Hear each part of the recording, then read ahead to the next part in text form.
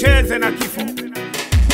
Siku ya kifo ikifika, hakuna ujanja.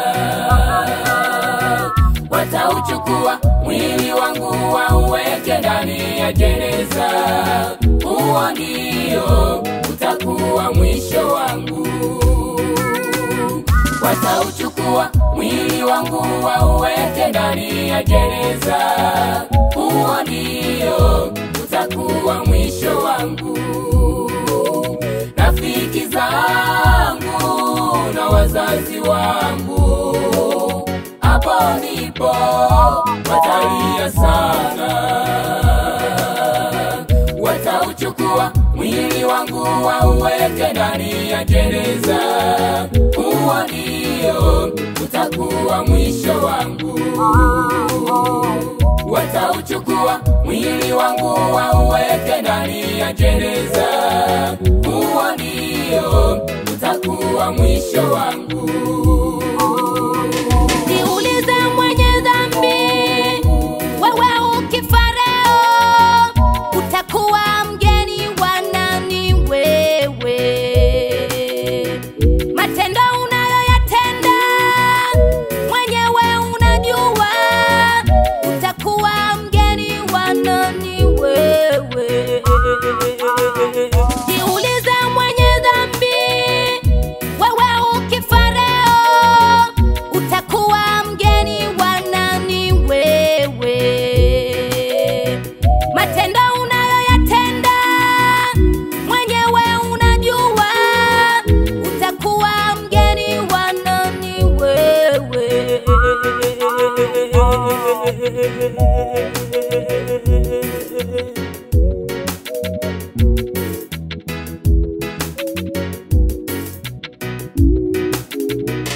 Utakuwa mgeni wa nani wewe?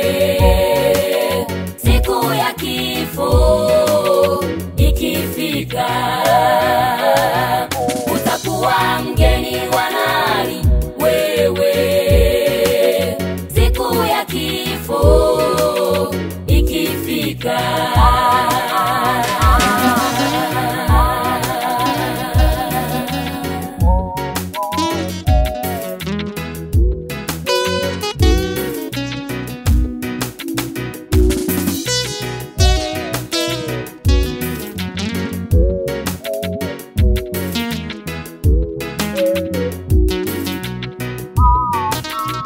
Watauweka mwili wangu kaburini bila huruma.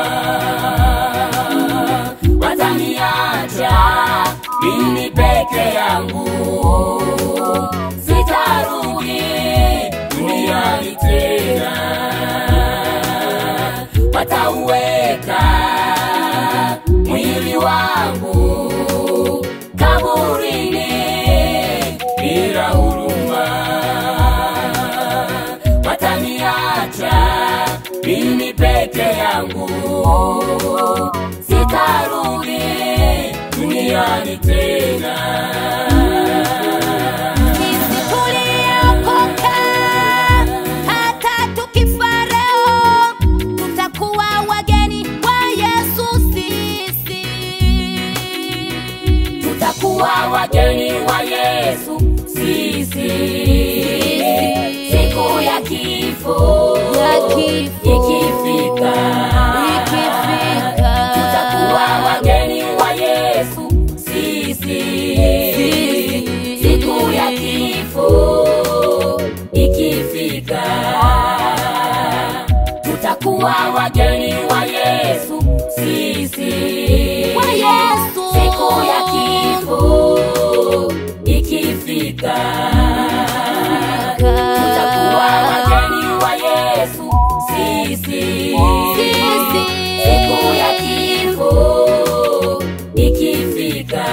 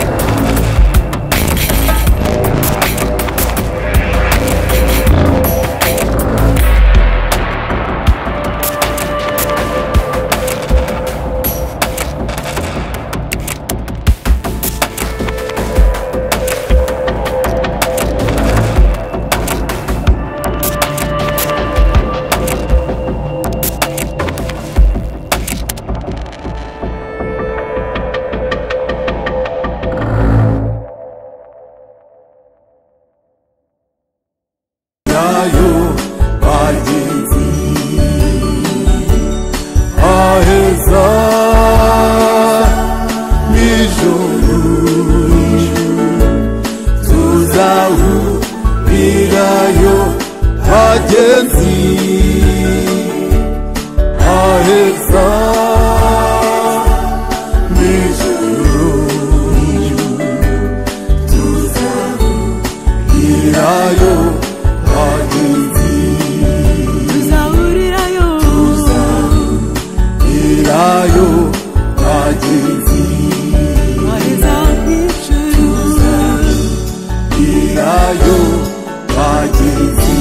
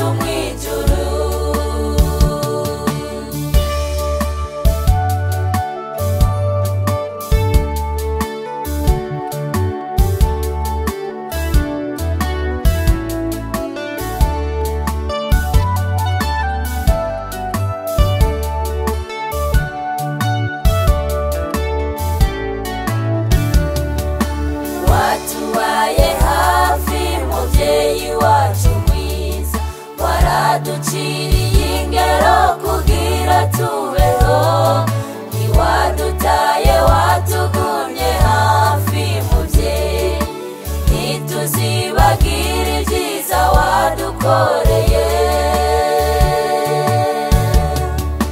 watubaye hafi muvyeyi wacu mwiza waraduciriye ingero kugira tubeho ntiwadutaye watugumye hafi muvyeyi ntituzibagire ibyiza wadukoreye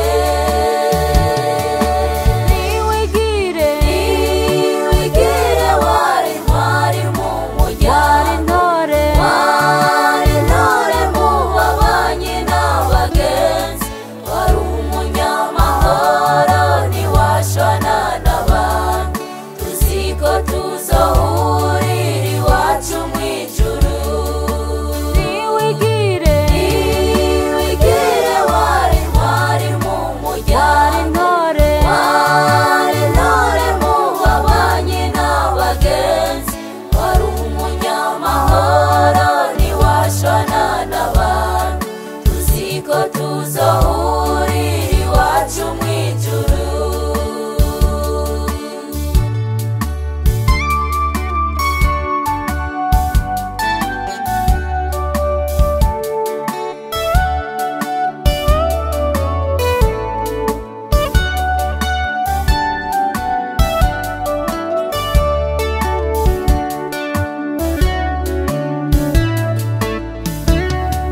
uraguragiye kandi ugiye tukigushaka twari tukigukeneye ko byinshi mu muryango ariko imana nayo ikora uko igomba niyibona ibikwiye n'ibibereye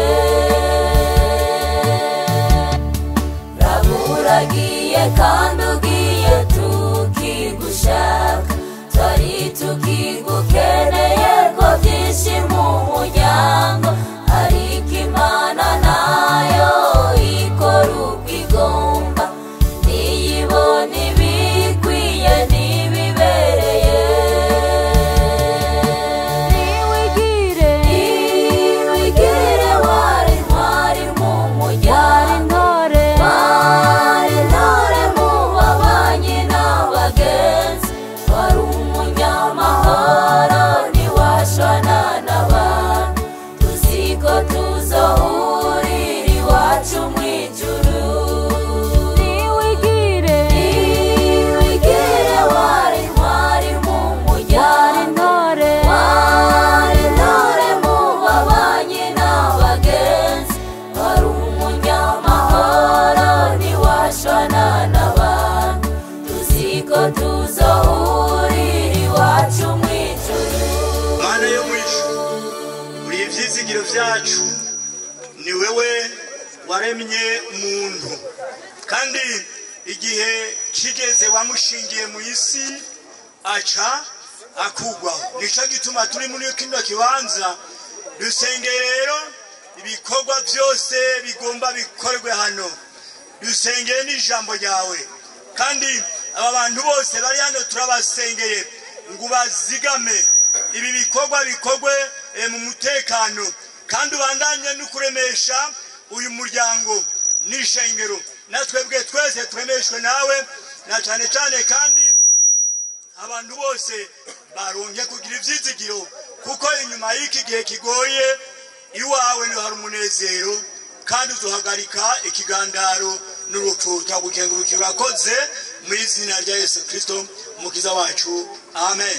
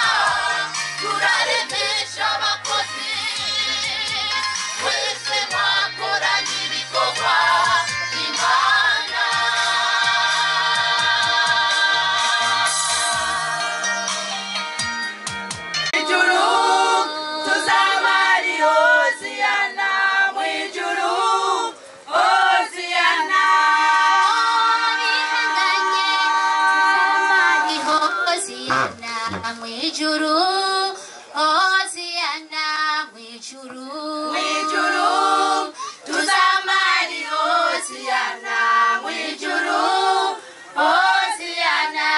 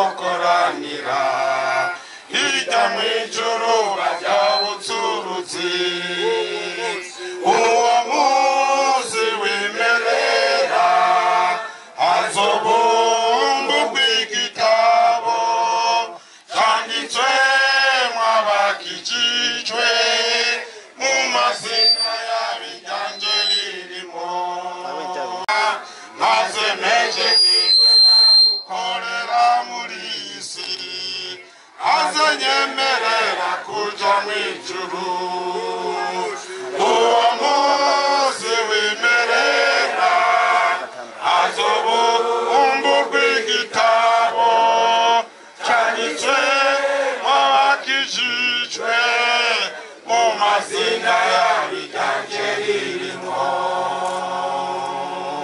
Mana nkuru yo mwijuru turagushimiye ivyo ukora kuko ari vyari vyiza mwami uri Imana ikora ibitangaza yuhamagaye umuntu arakwitaba kandi mwami dukoraniye hano kubw'iki gikorwa turasabiye rero ijambo ryawe wongere urihezagire ijambo ryawe ryongere rigire ikimazi kandi abaryumva bose ribafashe urakoze mana kw'ivyo bikora kandi kubizi kandi kubitunganya mu izina rya Yesu Kristo umwami wacu amen.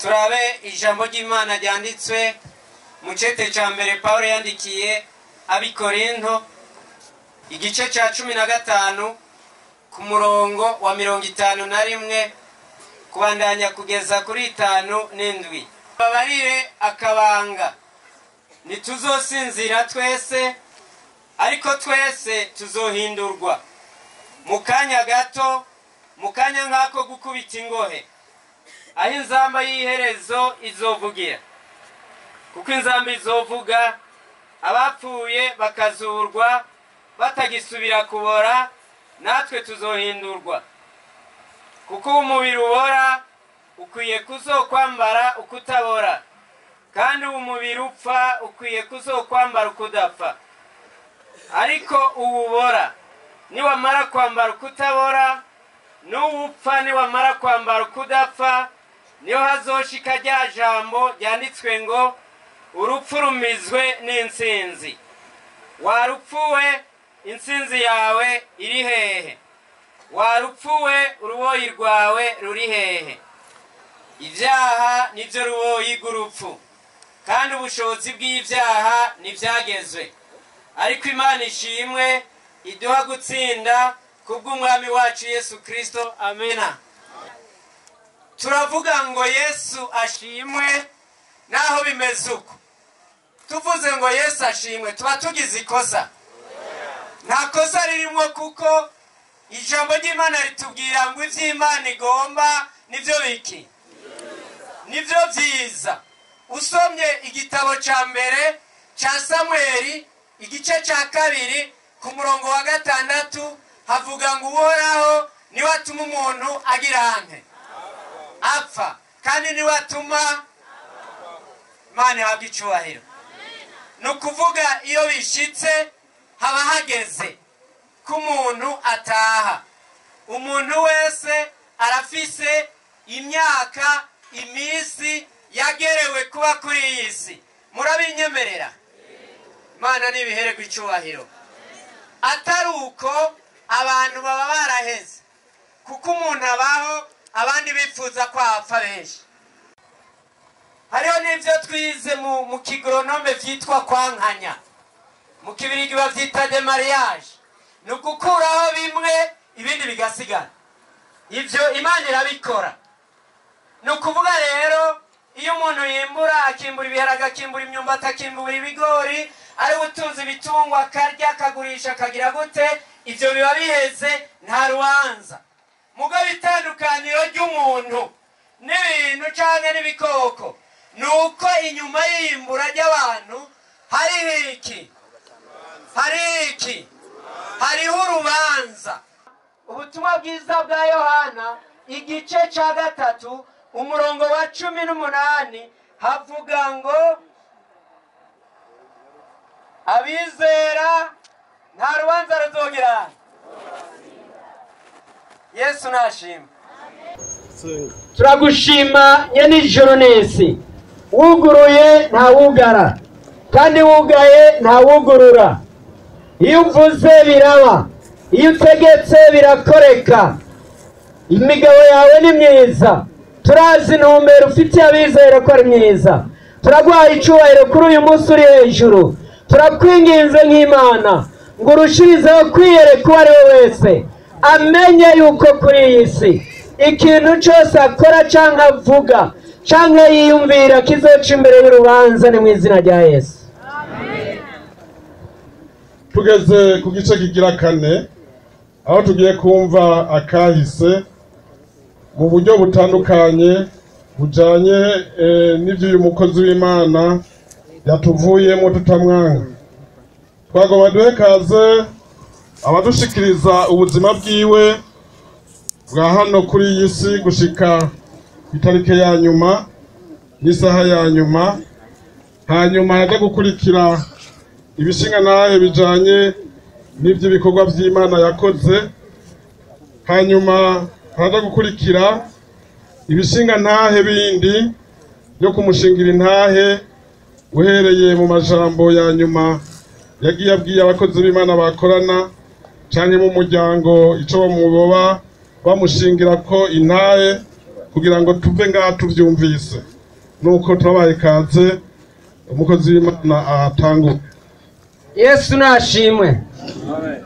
Turavuga ubuzima bw'impwemu bw'uyu muhisi. Uyu muhisi Pasteur Barampama Labani yavutse mu mwaka w'igihumbi kimwe amajana 948 ku musozi Nyarubano, komine Vugizo, intara ya Makamba. Se wiwe yitwa Mpangaje, nyina wiwe yitwa Barabwiriza. Yubatse urugo mu mwaka w'igihumbi kimwe amajana 971. Yahungiye i Tanzania mu gihumbi kimwe amajana 972. Yabatirijwe i Tanzania mu mwaka w'igihumbi kimwe amajana 973 muri Pentecoste. Yahungutse mu mwaka w'igihumbi kimwe amajana 982 ashikira ku musozi Biniganyi. Ahungutse yashikiye mu ishengero rya Pentecoste Nyamirama ku bubwiriza Nyabitaka abo mujenama. Yabaye umuvugabutumwa muri Pentecoste mu 2008. Yabaye umupastere muri Ezebu. Ibikorwa vy'Imana yabikora gutya: ubuvugabutumwa yabukoreye Inyamirama, abandaniriza muri Ezebu yabukoreye Inyamirama muri Pentecoste, hanyuma yabandanirije muri Ezebu Induta muri hash sinzi ni kindi kirimi Tanzania. Ahungutse yashitse abandanya ubuvugabutumwa mu ishengero rya Ezebu Inyamugari. Yasengewe ubupastere mu 2008 muri Ezebu mu bubwiriza bwa Bigabiro. Atumwa mu bubwiriza bwa Bigabiro, yimurirwa gukorera mu bubwiriza bwa Rubindi, akaba ari naho arangirije ibikorwa. Imana imwakire mu bwami bwayo. Asize umukenyezi umwe n'abana 9, kuko hapfuye 2, yari yavyaye 11. Asize abahungu 5 n'abakobwa 4, abatarubaka n'abahungu 2. Asize abuzukuru 46 n'inzukuza 3. Arangirije aho yaheruka kwimukira aha ku musozi Bukeye mu Gacimbiri Mayengo, kandi yarangije akiri umwizigirwa. Imana yawe icubahiro. Akoze Mutama. Twagoma duhe uyu afise ikintu yumvise canke yasigiwe n'uyu mukozi w'Imana aze akivuge. Imana ishimwe. Turashimira Imana kuko Imana ituzi kandi dukunda. Ku itariki 10 z'uku kwezi kwa kabiri yarampamagaye kuri telefone. Hari uwo yaciye ku mupastori ati mundungikire Pasiteri Ezira ico tuvugana. Zari saha 4 z'igitondo. Ku isaha 4:10 nari nshitse hano, sanga ariko abwira mugenzi we ati mbariza yuko Pasiteri yoba arashika. Aravuga ati Pasiteri Ezira muri kumwe yagoshikiriye. Hanyuma yamubwiye ati mubwire yinjire. Naciye ninjira, arandamutsa, arambwira ati nagomba nkubwire ivy'Imana yanyeretse muri iri joro. Arambwira ati haje umuntu anyereka isanduku nziza ikayangana. Arambwira ati isanduku niyi wawe, ngomba ndakwereke aho uza kuruhukira kuko urushe. Ntiworuhira muri iyi si, ngomba ndakwereke aho uja kuruhukira. Amukura aho hantu, amwereka igisagara cubatse neza. Aramubwira ataha, niho ngomba ko tuzokwibanira nawe. Aramuzungurukana, hanyuma aramwereka ataha niho ugiye kuruhukira mu minsi mike ndaza kugutora.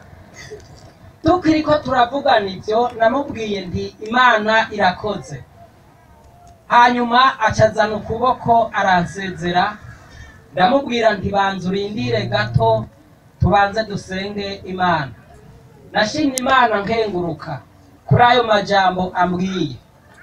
Mpejeje gusenga arambwira ati Pasiteri Ezira, ndabona abantu bariko baraza kuntora.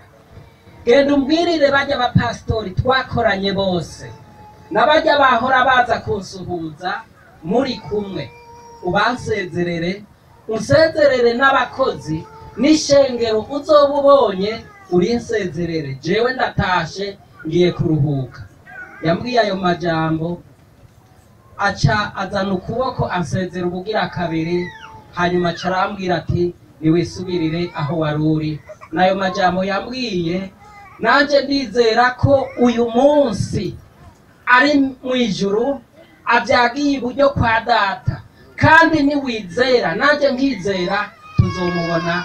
N'aya majambo y'Imana nagomba mvuge yashikirije. Imana ihabwe icyubahiro. Mudutunge hari agakosa twavuze kubera amaso ariko aragira. Yabaye umuvugabutumwa mu 1994 muri Pentecost. Murakoze. Murakoze cyane. Twabandanya twumva ibishinga ntahe. Reka duhamagare umuvugabutumwa kuva mu Rubindi nawaze atubwire ibishinga ntahe kijanye n'ibikorwa bakoranye mu bangutse. Haleluya. Hanyuma natwe ku bakozi b'Imana twakorana ibikorwa nawe n'ishengero ryose ryo mu Rubindi, twagomba tushinge intahe yiwe.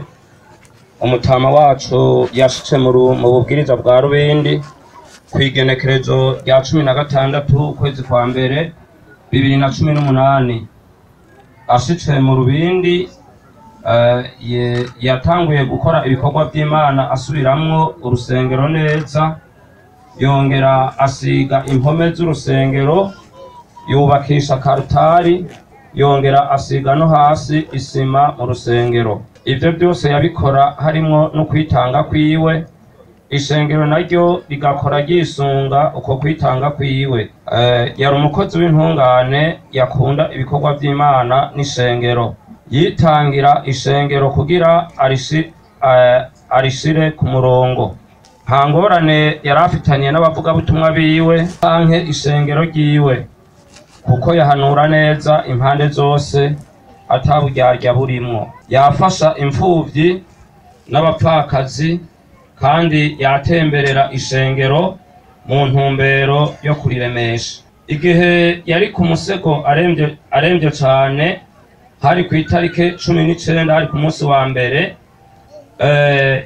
yaraduhamagaye abavugabutumwa, aca aradutuma ku ishengero, aratubwira ngo tubwire ishengero ryose ko bakoranye ibikorwa byiza nabo, kandi atangorane yigeze abona ku ishengero. Aca aravuga ati rero ubabwire bazongirira imbabazi, ibyo baba barabonye bitagenze neza baze bangirira imbabazi. Aravuga ati kuko hari igihe bihava bihinduka. Aca yongera avuga ati abakozi b'Imana bose, ahereye ku bavugabutumwa bari kumwe no ku bandi bakozi b'Imana, aca aravuga ngo nzobabwire nti nibakora neza hamwe n'ishengero ngo bazosubira kubonana mu bwami bw'Imana. Abavugabutumwa twari mu Rubindi twese n'ishengero ryose tumwipfurize uburuhukiro bwiza. Imana imwakira mu bwami bwayo. Amen. Maisha ni safari na tuko safarini kila siku, yamejawa na shida, majonzi na dhiki nyingi. Ni kweli siku za mwanadamu aliyezaliwa na mwanamke ni chache, hivyo tujiandae katika hii safari. Mungu tusaidie katika hii safari. Amen.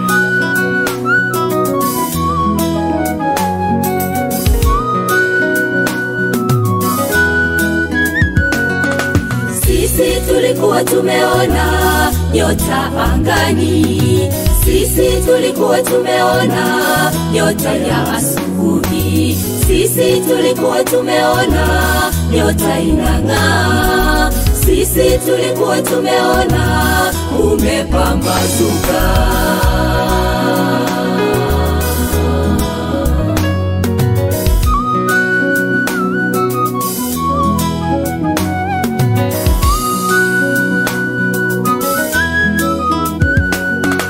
Basi tukasema ya kwamba umepambazuka, basi tukajua ya kwamba Afrika kumekucha. Basi tukasema ya kwamba umepambazuka, basi tukajua ya kwamba Afrika kumekucha.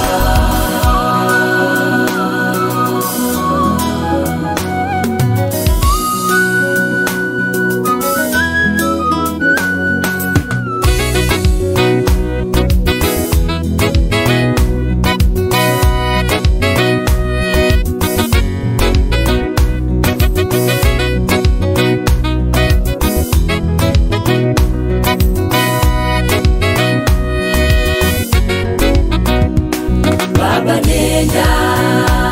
nenda shujaa, Baba nenda pumzika kwa amani. Baba nenda salama, Baba nenda pumzika kwa amani. Baba nenda salama, Baba nenda pumzika kwa amani.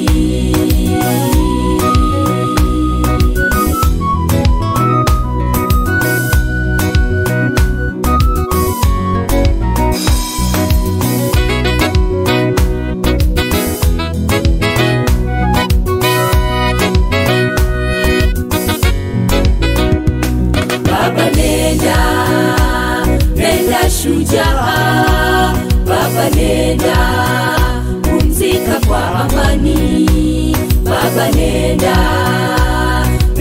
salama, Baba nenda pumzika kwa amani. Baba nenda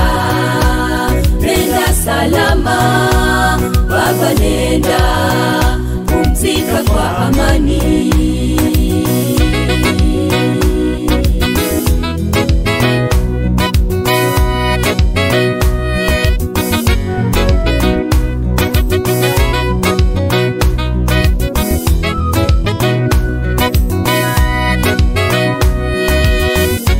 Baba nenda shujaa, Baba nenda pumzika kwa amani. Baba nenda salama, Baba nenda pumzika kwa amani. Baba nenda salama, Baba nenda. Hezagira ibi binyobwa biri imbere yacu, ubyetse ubitunganye kuko bivuye mu isi yanuye, hanyuma uhezagire n'imibiri igiye kubyakira, hanyuma bitugwe neza. Urakoze kubihezagiye, urakoze kubikoze mu izina ry'Umwami wacu Yesu Kristo. Amen. Reka dusabe umukuru w'umuryango ashikame. Mbere yuko twakaze abatumwa amajambo, tubanza kumva ijambo ry'umukuru w'umuryango. Nuko bakengurukira mwebwe mwese, wowe Imana yafashije gushika hano, akaza kudufasha urubanza rwo guherekeza mwene data. Umuryango tuvuze tuti Imana ibahezagire. Turabakengurukiye rwose ngene mwatubaye hafi kuva ari ku musego, ngene mwagaragaje kutamuraza kudutera iteka ryo kudushigikira no kurumugeza kuri umunsi wa nyuma. Hanyuma ubu nta biri tugira byinshi, kozi urubanza rwo guca ku mazi, twakaravye no guca ku mazi, tubiriye ko duca ku mazi, ikigandaro kigarukiye ngaha. Hanyuma nihagera ko tuganduka tuzobibamenyesha, muzodufata nk'uko mwabikoze uyu munsi.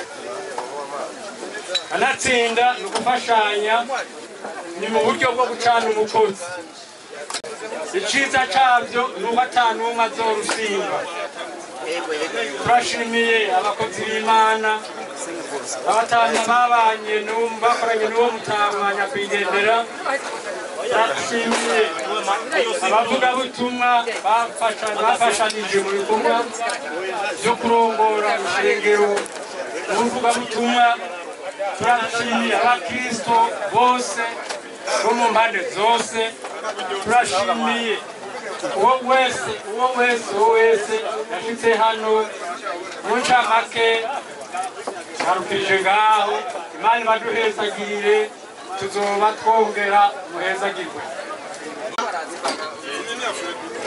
hanyuma Yesu ashimwe ikintu ca mbere ntanguye gushima kuko geze ngaha nagezeho mbabaye maze kumva igishinga ntahe kivugiwe ngaha imbere numva ndashimira Imana mu mutima amena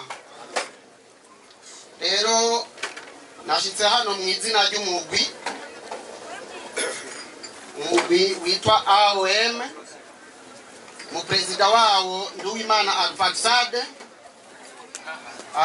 n'icegera ciwe ndayitije Jean Marie